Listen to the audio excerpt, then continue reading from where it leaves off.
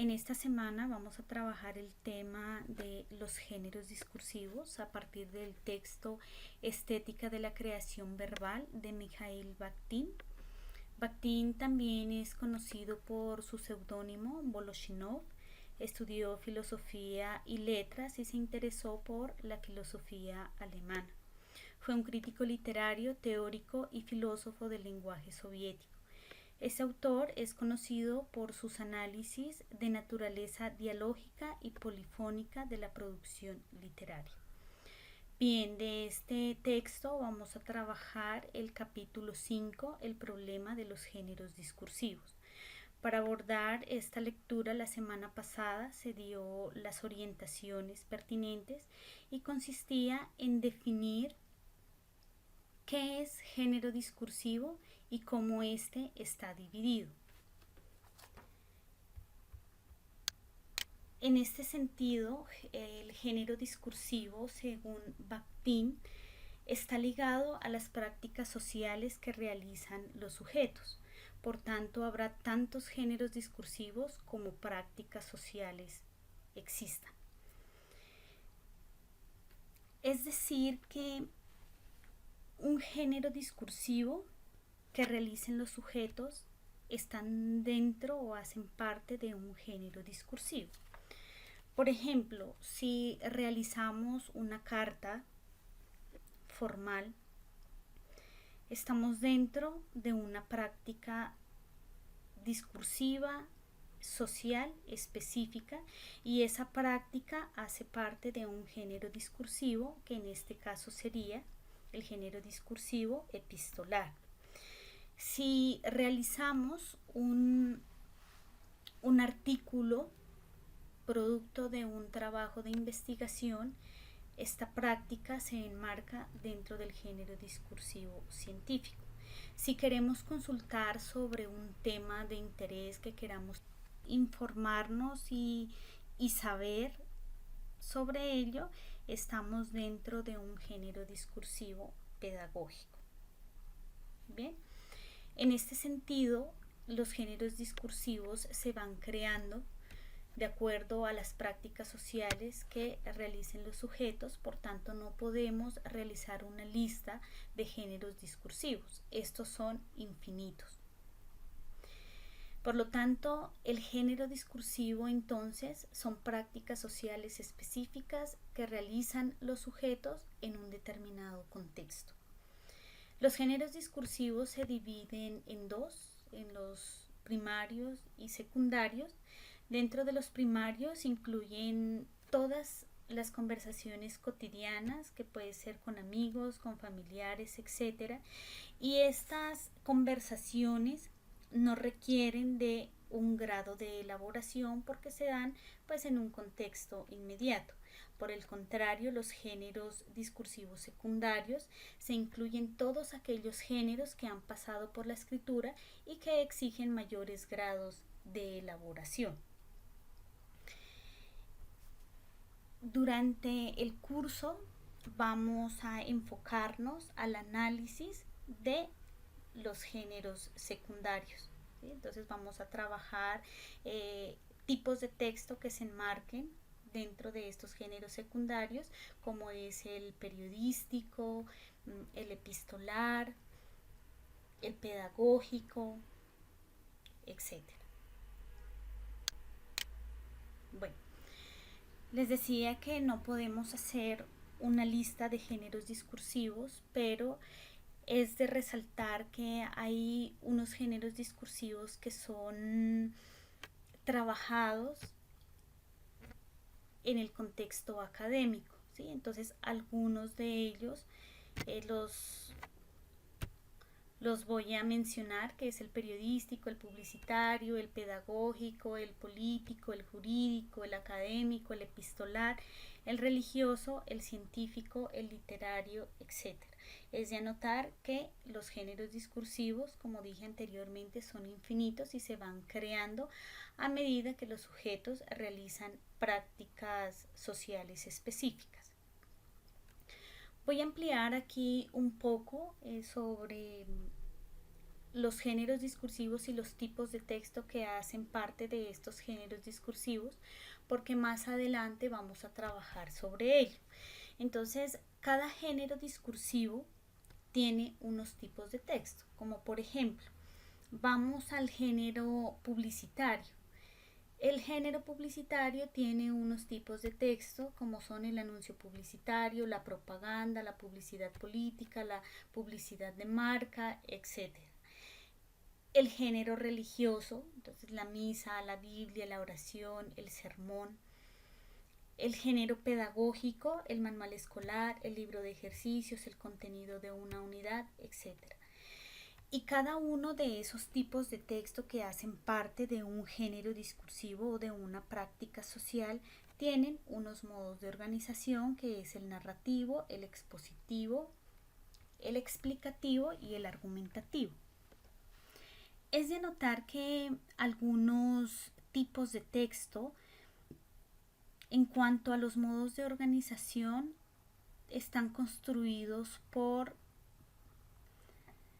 varios modos de organización, como por ejemplo en un artículo de opinión. Un artículo de opinión puede tener algo de exposición, algo de explicación y algo de argumentación, pero de acuerdo a las características genéricas de ese tipo de texto, pues va a predominar uno de estos modos de organización. Y si encontramos puntos de vista, que se defienda un punto de vista, entonces el modo de organización que predomina será el argumentativo, ¿sí? Por ejemplo, en el género literario, en este caso, ¿sí?, que los tipos de texto que hacen parte del género literario, como son el cuento, la fábula, la novela, entre otros, pues el modo de organización que predomina en esos tipos de texto será o es el narrativo. Bien, también es importante tener en cuenta la noción de enunciado, ¿sí? Durante el curso no vamos a hablar de oración, ¿sí? Vamos a hablar de enunciado porque tiene unas características particulares. El enunciado es la unidad de análisis del discurso. Es de notar que un enunciado, desde luego, está construido pues a través de palabras y formando oraciones. Pero aquí es importante resaltar la noción de contexto y no un contexto aislado de, sino la noción de contexto integrado, es decir, que el contexto también significa. Entonces el enunciado es de carácter dialógico, es decir, que el enunciado tiene una intención, tiene un propósito y siempre tendrá a un interlocutor que esté dispuesto a responder. Por lo tanto, se resaltan 3 puntos aquí: la intersubjetividad, se toma en cuenta el papel fundamental que juega la orientación de un sujeto discursivo hacia la respuesta activa del otro. Es importantísimo aquí el papel del otro, porque siempre busca, el enunciado es el acto perlocutivo, la reacción del otro. También está la nueva noción de contexto, como les decía, que la noción de contexto integrado, que significa dentro del enunciado, mediante la explicación de organización estructural del enunciado, donde el contexto se fusiona con las formas de manifestación del lenguaje, convirtiéndose en la parte semántica del enunciado, es decir, que ayuda a significar lo que se quiere decir. Es dialógico siempre, es interactivo el enunciado. Es de notar que el enunciado, desde luego, al construirse, tiene la parte gramatical, la parte de sintaxis, la parte de cohesión y coherencia, ¿sí? Pero la noción de contexto integrado hace que el enunciado sea dinámico y se espera siempre la respuesta del otro. También está la interacción entre las prácticas sociales humanas y el uso social del lenguaje. Y aquí nos lleva a relacionar el enunciado con el género discursivo. Entonces, estas dos categorías nos llevan a la definición de género discursivo y a la diferenciación entre los géneros primarios y los géneros secundarios. Estas dos categorías nos llevan a la definición de género discursivo y desde luego pues a la diferenciación, ¿no?, entre un género primario y un género secundario, teniendo en cuenta que los géneros primarios se dan en la inmediatez con las conversaciones cotidianas y los géneros secundarios son aquellos que requieren un nivel de elaboración, que pasan por la escritura, la reescritura, etc. Ahora bien, para profundizar un poco la lectura y poner en práctica los conceptos trabajados y teniendo en cuenta que la metodología del curso tendrá un desarrollo teórico práctico, vamos a realizar un análisis con dos textos cortos, ¿sí? Entonces, para el análisis vamos a tener en cuenta estas tres preguntas. ¿Cuál es la intención en cada uno de los textos? ¿Cuál es el propósito en cada uno de ellos? ¿Cuál es el género discursivo en el que se enmarca cada texto? Para el desarrollo es importante tener en cuenta la diferencia entre intención y propósito. Intención y propósito no es lo mismo. La intención tiene que ver con el locutor con respecto al tema, es decir, el locutor que quiere lograr con el tema, que quiere lograr con ese texto. Por el contrario, el propósito tiene que ver con el locutor con respecto al otro, su interlocutor, es decir, qué busca el locutor en su interlocutor. Convencerlo quizá, qué busca con ello. Bueno, también es importante tener en cuenta el autor empírico, el locutor y el interlocutor. Entonces, para poder explicar esa parte, tenemos aquí unos gráficos en la parte inferior y el autor empírico es el escritor, es el autor real, el que escribe el texto. El locutor es la voz responsable del enunciado. ¿Sí? En este caso, si tenemos un artículo de opinión de William Ospina, el escritor de ese artículo de opinión es William Ospina, o sea, el autor empírico, el autor real.